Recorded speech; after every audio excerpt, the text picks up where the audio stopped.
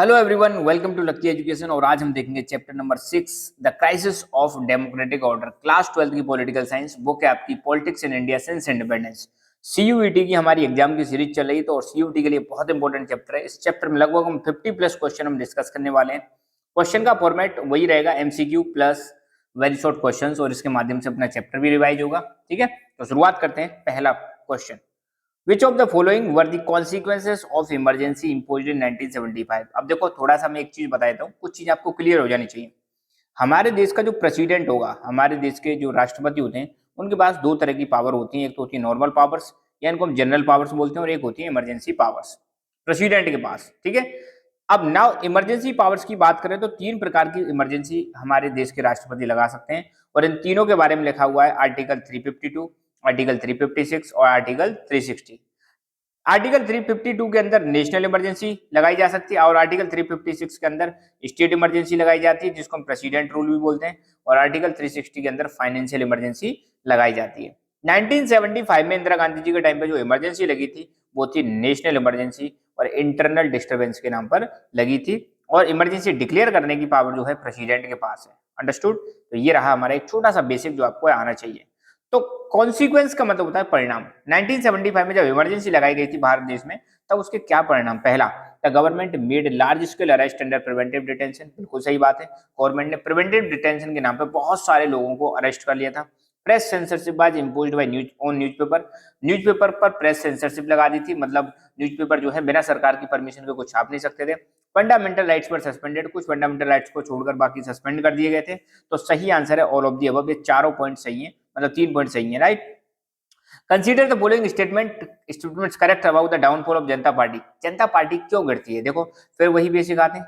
1977 में चुनाव होता है, कांग्रेस बुरी तरह से हारती है। क्यों हारती है? इमरजेंसी को लेकर। और 1977 में एक गठबंधन की सरकार थी, जनता पार्टी की सरकार आती है, और जिसके लीडर थे मोरारजी देसाई। ठीक है, तो ये सरकार ज्यादा नहीं चल पाई, बहुत जल्दी टूट जाती है। 1979 में तो ये जाके समझ लो टूट जाती है। तो टूटने के क्या कारण रहे हैं? पहला, या क्या क्या पॉसिबल रीजंस हो सकता है वो आपको सिलेक्ट करना है। The Janata government could not keep together due to internal conflict. सही बात है, इंटरनल कॉन्फ्लिक्ट इसमें बहुत ज्यादा चल रहे थे, तो इसलिए अपने आप को एक नहीं रह पाई। इट हैड गुड लीडर्स, तो गुड लीडर्स का तो डेफिनेटली इसमें अभाव था, ये बात सही नहीं है। इट लैक्ड कॉमन प्रोग्राम, इनके पास कोई कॉमन प्रोग्राम था नहीं। तो पहला वाला और सी वाला सही है, तो both A and C is the correct answer. Who was the PM of India during Janata Party rule? Janata Party जो 1977 में आई थी, इस दौरान पीएम कौन थे भारत के? तो वो थे Morarji Desai. When did Indira Gandhi declare emergency in India? Indira Gandhi ने कब इमरजेंसी डिक्लेयर करी थी? 25 जून 1975। Who gave the birth to declaration of a committed bureaucracy and bound judiciary in India? ये डिक्लेरेशन किसने, मतलब ये ऐसा किसने कमिट किया था? Lal Bahadur Shastri ji. Who was the exponent of total revolution? Total revolution की बात करने वाले व्यक्ति का नाम बताना है, तो वो थे आपके जयप्रकाश नारायण, जिनको हम शॉर्ट में जेपी बोलते हैं, है ना। Who among the following is related to naxalite movement? Naxalite movement से संबंधित कौन है? Charu Majumdar. Who was the president of India during emergency? 1975 में जो इमरजेंसी लगी थी, तो उस समय भारत के प्रेसिडेंट कौन थे? फखरुद्दीन अली अहमद। शाह कमीशन जो इमरजेंसी की इन्वेस्टिगेशन करने के लिए बनाया गया था, कब बनाया गया था? 1977 में। ध्यान रखना, इमरजेंसी लगी 1975 में, और शाह कमीशन आया था 1977 में। Who gave the slogan या what was the slogan given by Congress in 1971? 1971 में जब कांग्रेस ने चुनाव लड़ा था, तो उस समय क्या स्लोगन दिया गया था? गरीबी हटाओ। और अपोजिशन पार्टी ने क्या स्लोगन दिया था? इंदिरा हटाओ। 1971 में, ध्यान रखना। अंडर विच आर्टिकल या in which article of constitution has the provision of national emergency been made? तो भारत के संविधान के कौन से आर्टिकल के अंदर नेशनल इमरजेंसी का प्रोविजन है? वो है आर्टिकल 352। तीन ही आर्टिकल है, मैंने बताए थे, 352, 356, 360, और तीनों में 4-4 का गैप है, आप देखो, है ना। 52 और 4 56 और 4 60। तो नेशनल इमरजेंसी 352 में, स्टेट इमरजेंसी 356 में, और फाइनेंशियल इमरजेंसी 360 में। तो नेशनल इमरजेंसी 352 में जो प्रेसिडेंट डिक्लेयर करते हैं। Who can declare emergency according to article 352 of constitution? हमारे संविधान के आर्टिकल 352 के तहत कौन इमरजेंसी लगा सकता है? तो ये पावर हमारे महामहिम प्रेसिडेंट जी के पास है। ठीक है, अच्छा, कमेंट करके बताना है, मुझे बड़ा अच्छा लगेगा अगर आप कमेंट करोगे। तो आज की डेट में हमारे प्रेसिडेंट कौन है? बस इतना आपको बताना है, और मैं आपको बता दूं, और वो ट्राइबल कम्युनिटी से है, बस हिंट के लिए। तो विच जज of Allahabad court declared Indira Gandhi election as invalid? Allahabad court के कौन से जज ने बोला कि इंदिरा गांधी जी का जो चुनाव था 1971 वाला वो इनवैलिड है, गलत था? तो वो थे जगमोहन लाल सिन्हा। अब हम छोटे क्वेश्चन देखेंगे। Who was appointed as CJI of Supreme Court in 1973? CJI का मतलब होता है chief justice of India, chief justice of India, ठीक है। तो 1973 में किसको बनाया गया था? A N Ray. Which slogan was given by Congress in 1971 election? Congress ने क्या इलेक्शन दिया था? गरीबी हटाओ। या पूछ ले इंदिरा गांधी जी ने क्या स्लोगन दिया था? गरीबी हटाओ। How many people came to India from east Pakistan in 1971? कितने लोग आए थे? लगभग 8 मिलियन। टोटल रेवोल्यूशन का स्लोगन किसने दिया था? जेपी भैया, Jayaprakash Narayan. In which year fifth general elections to Lok Sabha held? 1971 में फिफ्थ जनरल इलेक्शन हुए थे। Name the political party which came into power in the centre in 1977? 1977 में जनता पार्टी आती है, प्लस इसके अलाइज आते हैं, सेंटर में कांग्रेस को हरा दिया जाता है, इंदिरा गांधी जी को हरा दिया जाता है। Mention the main reason for defeat of Congress party in election of 1977? 1977 में क्यों कांग्रेस हारी थी, इसके पीछे क्या कारण था? एक तो भैया 1975 की जो इमरजेंसी थी ना, वो था इसका मेन रीजन। और उस समय जो प्राइम मिनिस्टर थी वो थोड़ी एंटी डेमोक्रेटिक हो जाती है, इसलिए मतलब लोगों ने सरकार को नहीं चुना था, ऐसा कहा जाता है। Who led the railway strike in 1974? What was its main reason? तो रेलवे स्ट्राइक जो हो रहे थे 1974 में, इसके लीडर कौन थे? इसके लीडर थे जॉर्ज फर्नांडिस। मेन डिमांड थी बोनस और सर्विस कंडीशंस को लेकर। Students of which two states started agitation? Agitation का मतलब होता है विरोध करना, प्रोटेस्ट करना, आंदोलन करना against the rising food prices in 1974। 1974 में जब फूड प्राइसेस बढ़ने लग जाते हैं, फूड के दाम बढ़ने लग जाते हैं, खाने पीने की आइटम्स के दाम बढ़ने लग जाते हैं, तो गुजरात और बिहार के स्टूडेंट्स ने आंदोलन स्टार्ट किया था। Who was the president of India at the time of emergency in 1975? Fakhruddin Ali Ahmed. Why did the magazines like Seminar or Mainstream choose to close down after the declaration of emergency in 1975?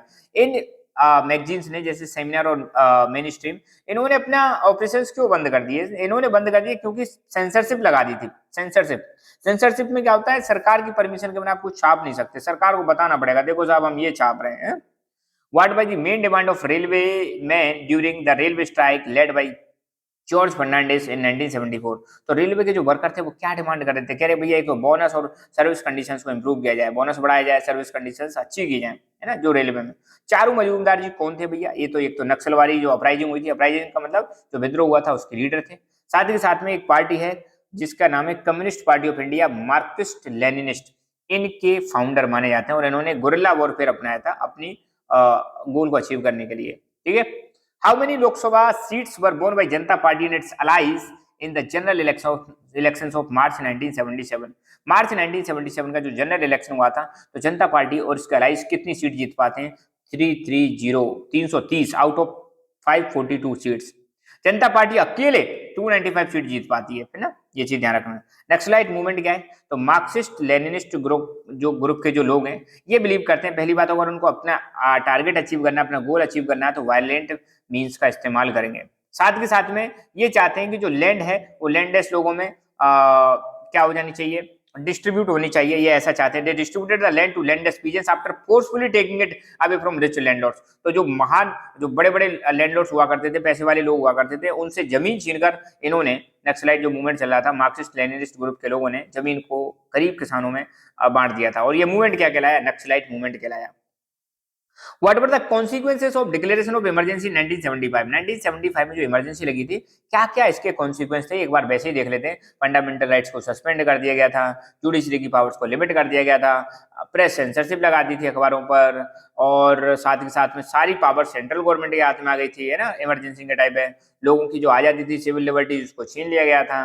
Government ने बहुत बड़े level पर preventive detention किया था, बहुत सारे लोगों को सिर्फ शक के आधार पर अरेस्ट कर लेना, उसको बोलते हैं प्रिवेंटिव डिटेंशन। विच जज of Allahabad court declared Indira Gandhi election invalid? Jagmohan Lal Sinha. Indira Gandhi ji ने नेशनल इमरजेंसी कब लगाई? 1975 में 25 जून। नेशनल इमरजेंसी का आधार क्या था? इंटरनल डिस्टर्बेंस के नाम पर। हालांकि आज की डेट में इंटरनल डिस्टर्बेंस के नाम पर नहीं लगाया जा सकता, ये भी ध्यान रखना है ना। Under which article emergency was imposed in India? Article 352। Shah commission कब अपॉइंट किया गया था? किस पार्टी ने अपॉइंट किया था? मई 1977 में जनता पार्टी की जो सरकार आई थी उन्होंने शाह कमीशन अपॉइंट किया और इसके हेड थे जस्टिस जेसी शाह। जस्टिस जेसी शाह इसके हेड थे, इसलिए इसका नाम था शाह कमीशन, जो कि रिटायर्ड चीफ थे किसके? सुप्रीम कोर्ट ऑफ इंडिया के। कमेंट करके बताओ सुप्रीम कोर्ट ऑफ इंडिया कहां पर है ना। 1977 का लोकसभा का इलेक्शन कौन सी पार्टी जीतती है? जनता पार्टी। लोकनायक के नाम से किसको जाना जाता है? जयप्रकाश नारायण को लोक नाम के नाम से जाना जाता है। भारत के पीएम कौन थे? इंदिरा गांधी, अरे यार सॉरी, भारत के पीएम कौन थे जब 1975 में इमरजेंसी लगी थी? तो वो थी इंदिरा गांधी जी। बिहार मूवमेंट को लीड किसने किया था? Jayaprakash Narayan. Who became the symbol of restoration of democracy? Democracy को दोबारा से रिस्टोर करने के लिए कौन सिंबल बन जाते हैं? या मतलब ऐसा लग रहा था कि इनको अगर हम सपोर्ट करेंगे तो डेमोक्रेसी दोबारा से सर्वाइव हो पाएगी, तो जेपी, जयप्रकाश नारायण फेमस हो जाते हैं भाई साहब। शाह कमीशन क्यों अपॉइंट किया गया था? इमरजेंसी की इन्वेस्टिगेशन करने के लिए। 1975 में जो इमरजेंसी लगी थी, क्या वो सही लगी थी या नहीं लगी थी, तो उनके कारणों पर और जांच करने के लिए शाह कमीशन बनाया गया था, जस्टिस जेसी शाह की चेयरमैनशिप में। Which commission was formed in India to investigate about emergency? Emergency का इन्वेस्टिगेशन करने के लिए, जांच करने के लिए कौन सा कमीशन बनाया गया था? शाह कमीशन। 1977 का जो इलेक्शन हुआ था, कौन सी पार्टी हारती है? कांग्रेस पार्टी भैया पहली बार 1977 में नॉन कांग्रेस गवर्नमेंट बनती है, नॉन कांग्रेस पीएम बनता है। तो हुआ the first non Congress PM of India, Morarji Desai ji. यहाँ पे इनका सपना पूरा होता है पीएम बनने का। In 1975, which leader appealed to the army, police, government employees not to follow the immoral and illegal orders of the government? 1975 के टाइम पर किस लीडर ने ऐसा कहा था पुलिस को, आर्मी को और सरकारी एम्प्लॉइज को कि आपको सरकार के इलीगल इमोरल ऑर्डर्स को फॉलो नहीं करना है? तो वो थे जेपी नारायण, जयप्रकाश नारायण। इमरजेंसी कब से कब तक रहती है? 1975 से 1977। कांग्रेस पार्टी 1977 में कितनी सीट जीती है? मात्र 154, इसलिए तो हार जाती है ना। सरकार बनाने के लिए 50% से ज्यादा सीटें आना जरूरी है। जनता पार्टी को कितनी सीट मिलती है? 295। 1977 में अपोजिशन पार्टी ने क्या नारा दिया था, स्लोगन दिया था? Save democracy. Kesavananda Bharati case कब आया था? 1973। 1974 में रेलवे स्ट्राइक के लीडर कौन थे? जॉर्ज फर्नांडिस। प्रेस सेंसरशिप का मतलब क्या होता है? प्रेस सेंसरशिप में क्या होता है, जो न्यूज़पेपर्स होते हैं उनको मैंडेटरी बोल दिया जाता है कि भैया अगर कुछ भी पब्लिश कर रहे हो, कोई भी न्यूज पब्लिश कर रहे हो, तो पहले सरकार को बताओ। Who founded the communist party of India? Marxist Leninist. इसको फाउंड करने वाले चारू मजूमदार थे। और इमरजेंसी 1975 में किस कारण लगाई गई थी? इंटरनल डिस्टर्बेंस के आधार पर लगाई गई थी।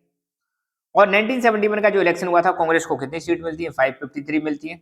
और who became the symbol of protest against emergency? Jayaprakash Narayan. Preventive detention क्या होता है? प्रिवेंटिव डिटेंशन में लोगों को अरेस्ट कर लिया जाता है और उनको हिरासत में ले लिया जाता है, जस्ट एक डर के आधार पर कि फ्यूचर में कोई अपराध ना कर दे। किसी व्यक्ति को मतलब इसलिए अरेस्ट किया जा रहा है कि उनको शक हो रहा है कि फ्यूचर में कुछ ना कुछ होना करेगा, और बस उसी नाम पर क्या कर लिया, अरेस्ट कर लिया। तो इसका मिसयूज किया था 1975 में इंदिरा गांधी की सरकार ने, इसलिए इनको बहुत ज्यादा क्रिटिसाइज किया जाता है। 1977 के इलेक्शन में इंदिरा गांधी जी और संजय गांधी, उनके जो बेटे थे, कहां से इलेक्शन कंटेस्ट किए थे? तो इंदिरा गांधी रायबरेली से, संजय गांधी अमेठी से इलेक्शन को कंटेस्ट किए थे। तो यहाँ पे हमारी जो बुक बनी है उसके सारे चैप्टर कवर हो चुके हैं। आई एम श्योर एक बार आप उन सबको देखना। CUET पॉलिटिकल साइंस एक अलग से प्लेलिस्ट बनी हुई है, वहां पे आप चेक कर सकते हो। अब दूसरी बुक है जो कंटेम्प्रेरी वर्ल्ड पॉलिटिक्स, उसका एक चैप्टर ऑलरेडी डला हुआ है, बाकी चैप्टर्स भी अब आपको बहुत जल्दी मिलने लग जाएंगे। ठीक है, तो CUET के लिए हिस्ट्री, ज्योग्राफी, पॉलिटिकल साइंस तीनों के यहाँ पे वीडियोस आपको मिल जाएंगे। तो खुश रहो, मुस्कुराते रहो, बिंदास रहो। ऑल दी बेस्ट, धन्यवाद।